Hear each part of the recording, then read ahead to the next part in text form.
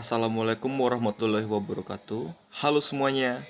Perkenalkan, nama saya Yandi Ari Pratama, PPG Prajabatan, Universitas Tadulako, dengan NIM A612445357.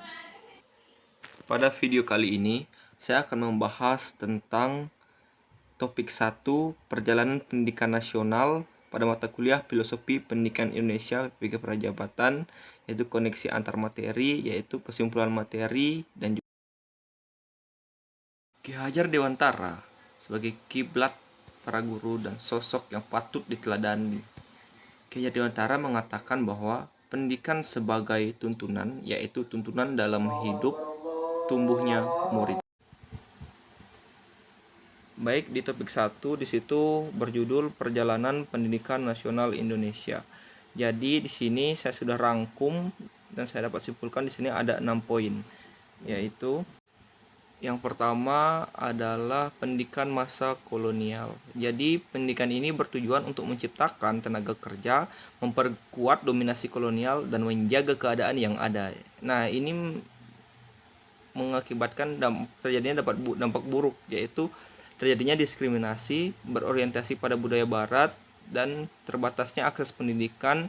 Selain itu juga menghasilkan pekerja yang kurang kritis serta menumbuhkan rasa rendah diri di kalangan pribumi. Nah, selain itu di bawahnya juga ada gerakan nasionalis dalam pendidikan.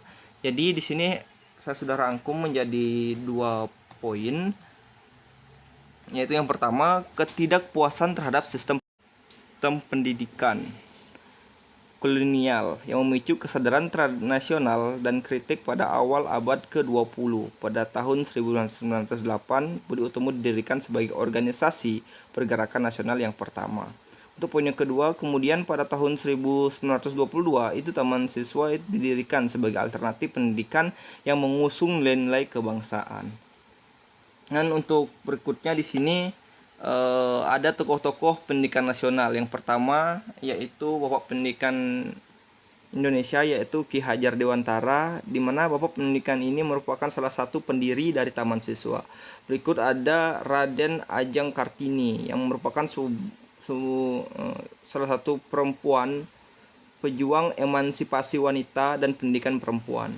Dan untuk yang ketiga yaitu HOS Djokro Aminoto yang merupakan tokoh Sarekat Islam yang juga peduli pada pendidikan.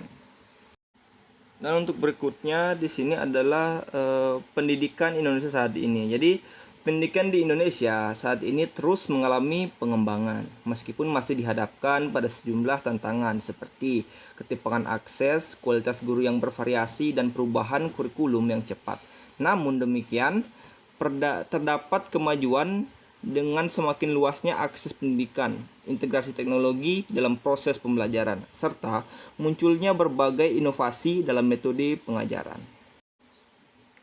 Dan untuk berikutnya yaitu perkembangan kurikulum pendidikan di Indonesia. Jadi perjalanan kurikulum di Indonesia itu dimulai pada tahun 1947, lanjut ke kurikulum 1952, lanjut kurikulum 1964, dan selanjutnya kurikulum 1968, dan berikutnya yaitu kurikulum 1975, berikutnya kurikulum 1984, dan berikutnya kurikulum 1994, dan dilanjutkan oleh kurikulum KBK pada tahun 2004, terus dirubah lagi menjadi kurikulum KTSP di tahun 2006, dan kembali lagi direvisi menjadi kurikulum 2013 atau disingkat dengan K13.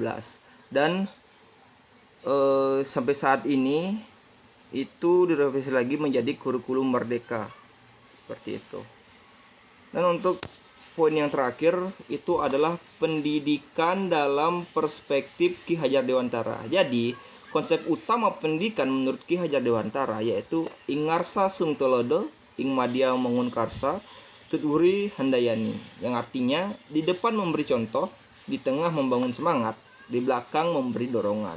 Nah, jadi tujuan pendidikan menurut Ki Hajar Dewantara itu yaitu membentuk individu yang utuh, mempersiapkan peserta didik untuk berperan dalam masyarakat, serta membangun bangsa.